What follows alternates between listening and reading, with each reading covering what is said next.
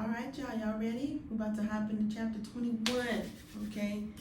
This is a big chapter, so let's buckle up.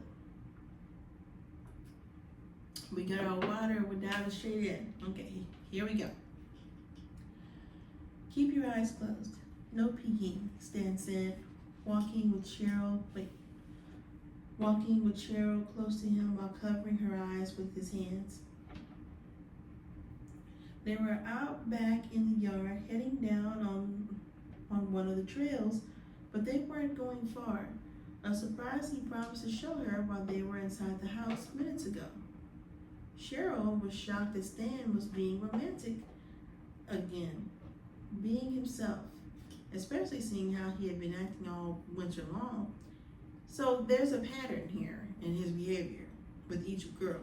There's a pattern. As though being cut off from civilization had gotten to him, or the stress of writing his novel. Either way, when he approached her inside the house with a smile and looked happy and excited to talk to her again, it made her happy. He had been grumpy as of late, paranoid, assuming every time she was on the phone, it was with some guy. The fact that he demanded Tony to leave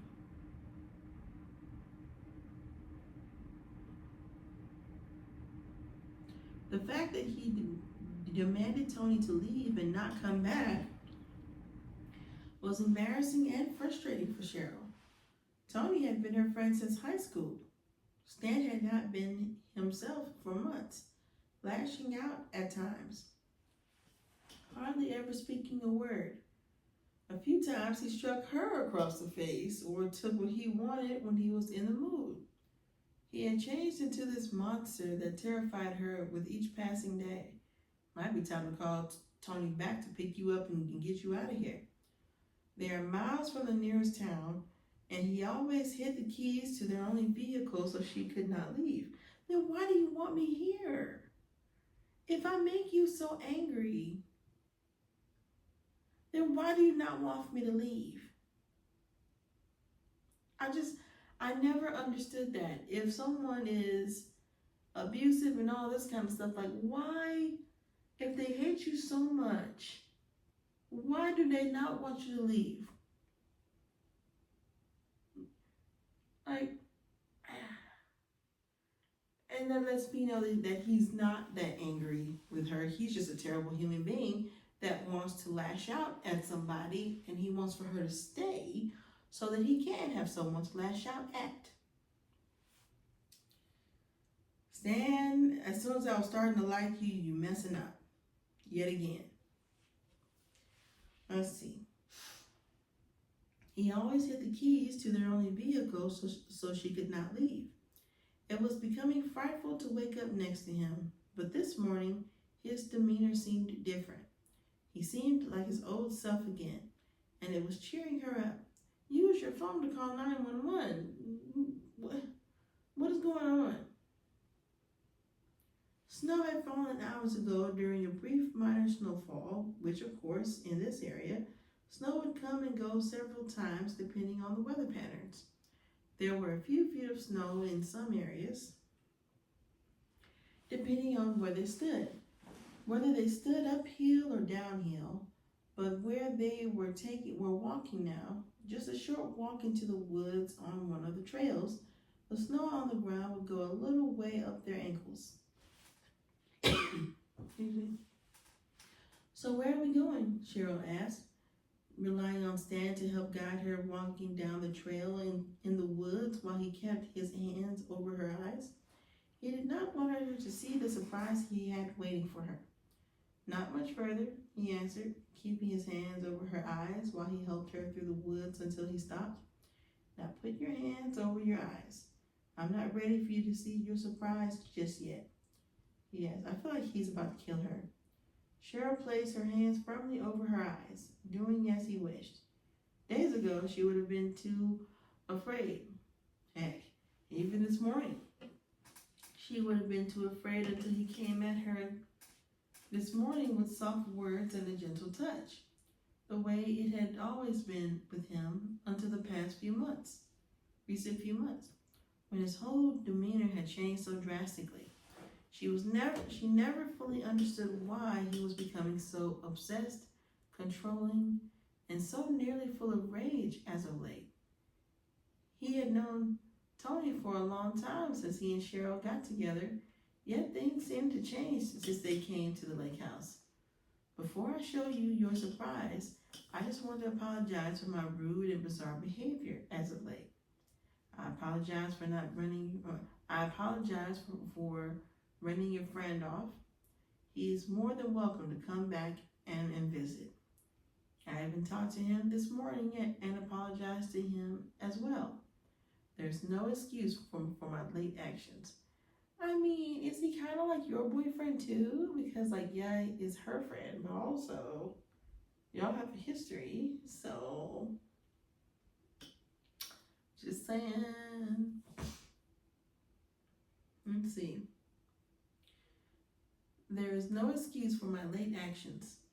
I think the fact that he came back to visit without his wife, Janet, had me assume things incorrectly. He was probably coming there to see you, sir. I'm sure Cheryl's cool, but I feel like he was coming there to see you, sir. I think the fact that he came back to visit without his wife, Janet, had me assume things incorrectly. I apologize for allowing myself to stoop so low as to think so poorly of you two. Sir, Tony wants you. I mean, I'm sure he wants Cheryl too, but I think he mostly wants you.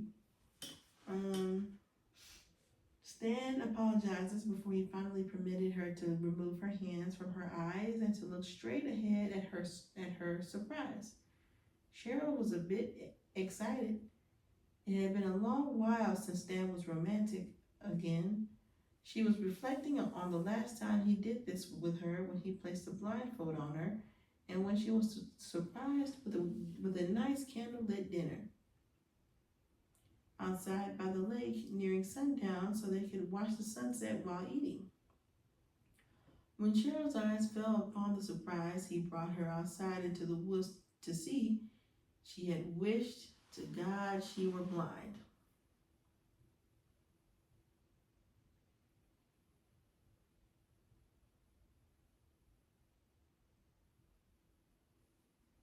He's gonna be dead, isn't he? He killed Tony. This is where he killed Tony. I'm afraid to even read it.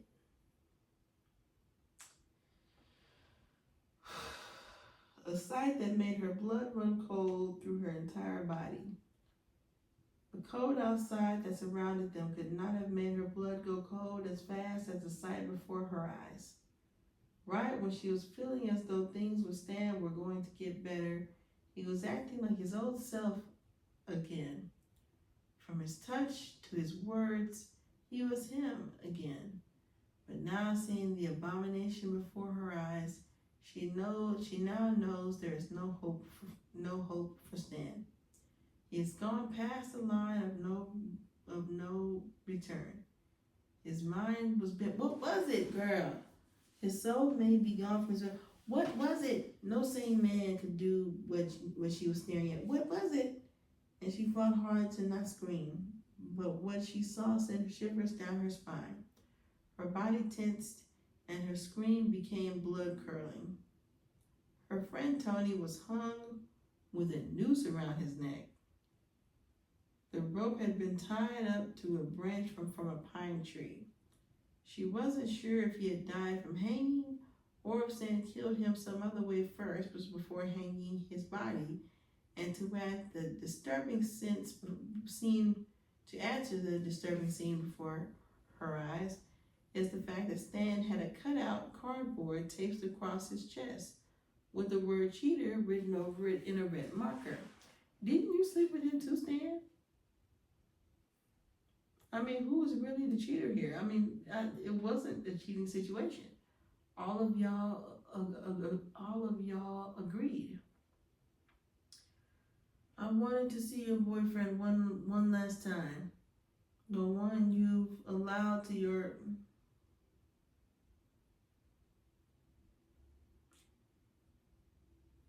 Stan said in an unsettling kind of way.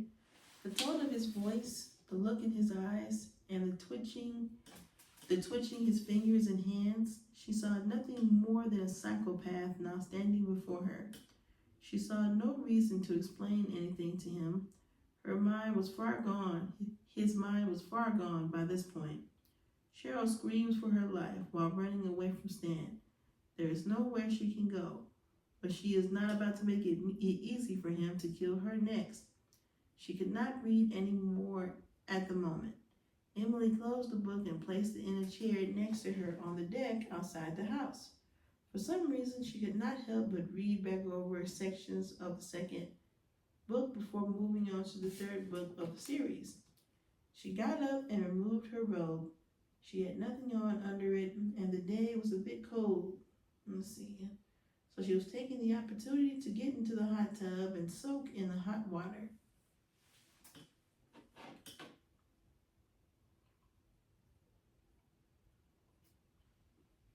It was nearing the late afternoon, and the temperature would soon drop much cooler, especially once the sun went down.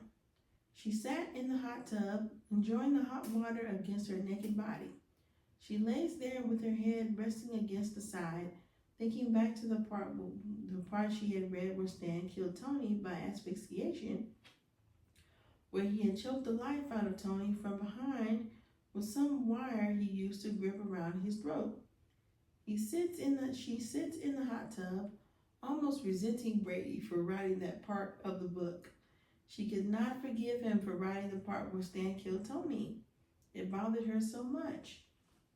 And it was so odd how she was having these strong, passionate feelings about someone created in a fantasy world. Closing her eyes momentarily, relaxing in hot, bubbling water all around her and circulating her body,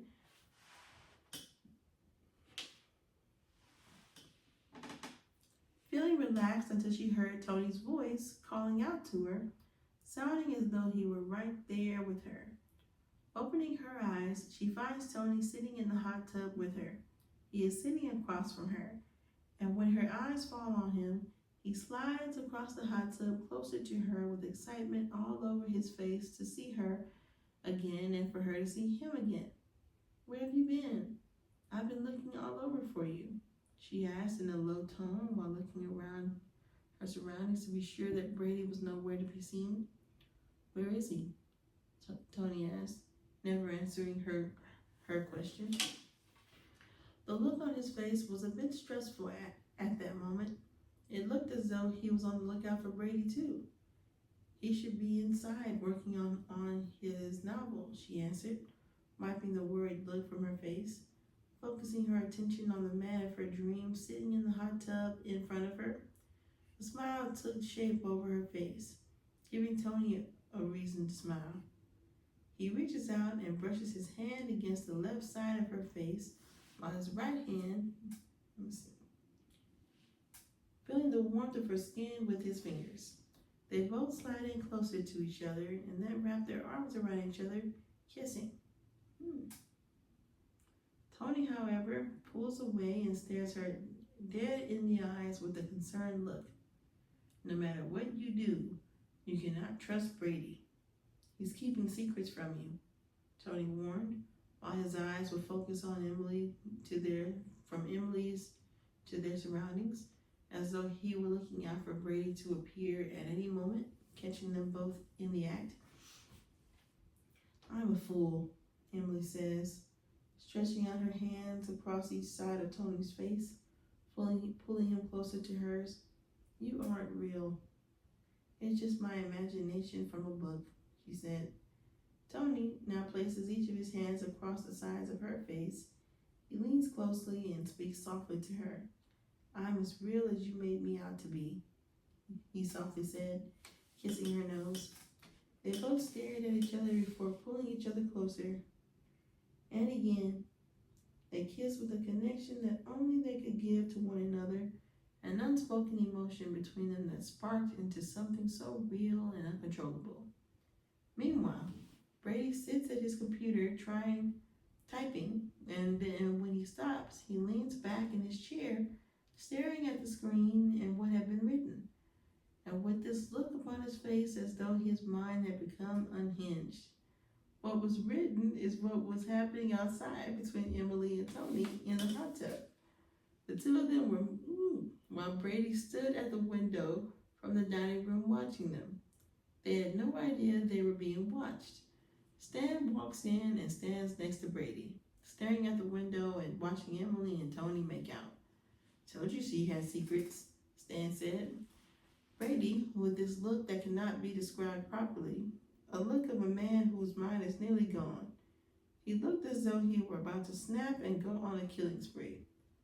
Obsession is the key to a blank heart, Stan said. Will you please leave me alone? Brady asked, keeping his eyes fixed on them through the window. They were no longer looking around to see if he was watching them. It was as though they no longer cared. Even while Emily was in her moans could be heard as though she did not care to hide it. Is she still perfect to you? Stan asked. Brady, this time, locked his soulless eyes looking on Stan with a look that could kill. I said to leave, he demanded. Or what? You'll choke me and kill me? You saw what little that does. I'm still here. I'll always be around until it is called for me to not be around, Stan said, sounding like a riddle to Brady's ears. It nearly forced Brady out of his state of mind he was in.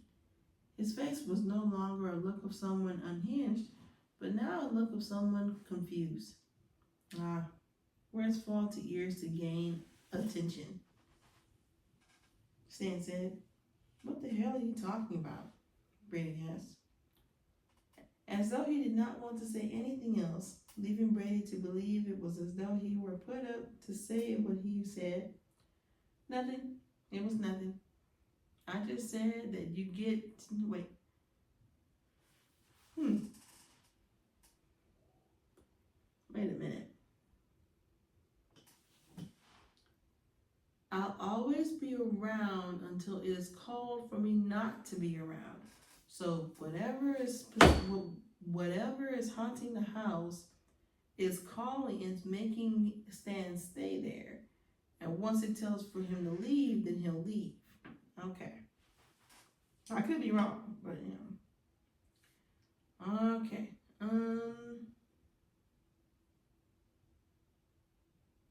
Nothing. It was nothing. I just said that to get you back down to earth. You weren't looking like yourself, Stan explained. Brady shakes his head, a bit baffled, and when he looks through the window, he no longer sees Emily and Tony in the hot tub.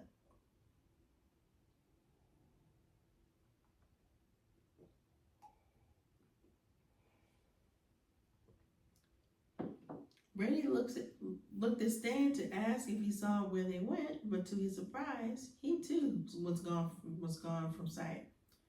Brady leaves the dining room, walks out into the living room, and checks the windows to see if he sees Emily or Tony. Instead, he spots someone's car pulling into the driveway and parking next to his vehicle. Brady walks out the front door to see who this person is. A woman, possibly in her mid to late 30s, stepping out of her vehicle. She is a Latina woman with long black hair, dark colored eyes, a beautiful woman of average height and weight, and a figure that is not bad looking to match.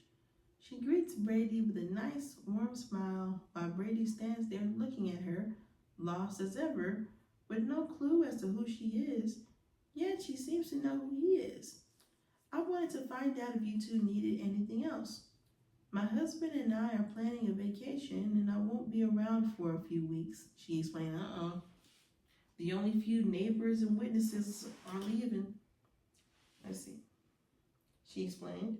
She spoke English well, he thought, even though she had a bit of an accent.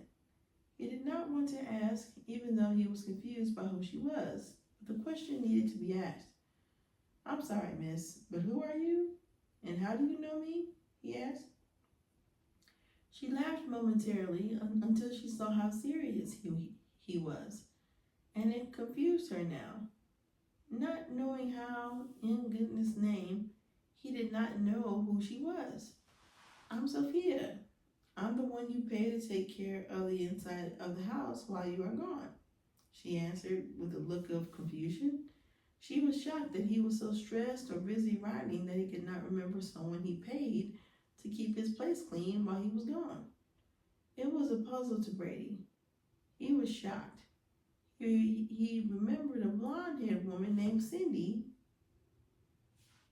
named Cindy, who takes care of his place. Where's Cindy? He asked. Who?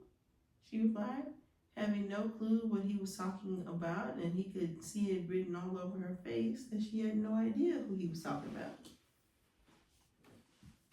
She is the lady I hired to take care of the place while I'm away, he answered. I'm sorry, Brady, but you aren't thinking straight. I'm the only person you hired to take care of the place, she explained while hoping he would remember, thinking his mind was gone from writing so much. That his fantasy world of fiction had overridden his mind of the real world. He pauses a moment before answering her. He had decided to play it off. That's how you play it off, and get this bizarre situation behind him, so he could think privately and figure out what was happening with him. Sorry, I've been writing so much that I'm confusing my real life with my fiction life. He smiled, hoping to ease the situation so she doesn't think he lost his marbles. Sophia smiled back, relieved to hear what he had said. I figured as much. Well, you and your husband enjoy. Okay.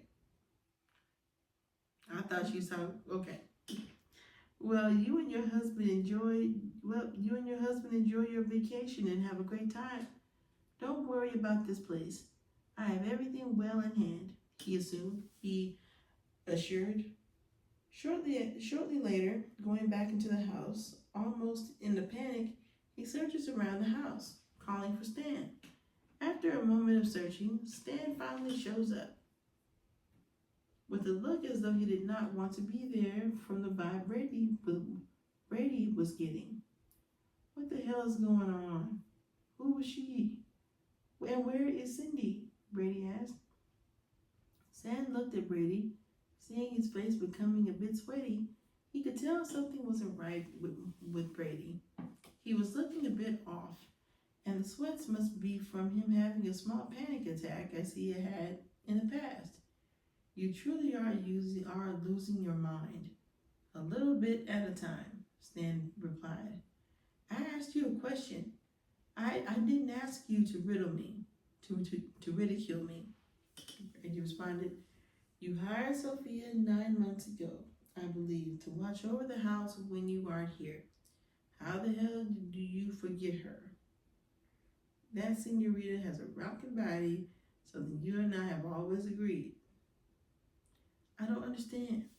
What happened to Cindy? The only Cindy we have ever known was the ex-girlfriend you brought here years ago. Remember? She needed to be corrected, and we corrected her. Her attitude and slender behavior were uncalled for, Stan said. Brady, his hair almost soaked in sweat, flops down on the sofa in the living room. He could not believe how his mind is playing tricks on him.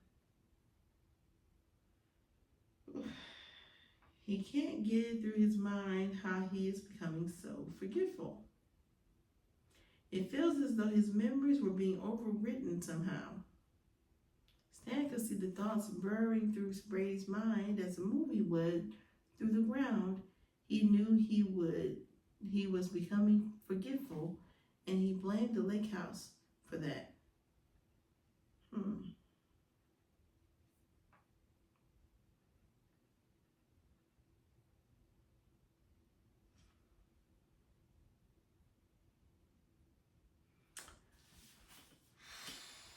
So Cindy, the lady with the short I think it was like platinum blonde hair. There's the short platinum blonde hair.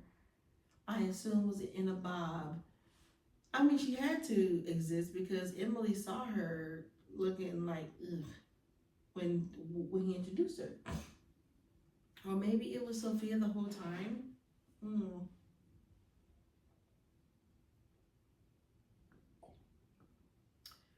All right. So where are we at? Where are we at? Where are we at? Blaming the lake house for that. Okay. So I'm gonna take a quick break. But when I come back, we're gonna start back with part 2. So this is part 1. This is chapter 22, part 1. I believe it's 22, right?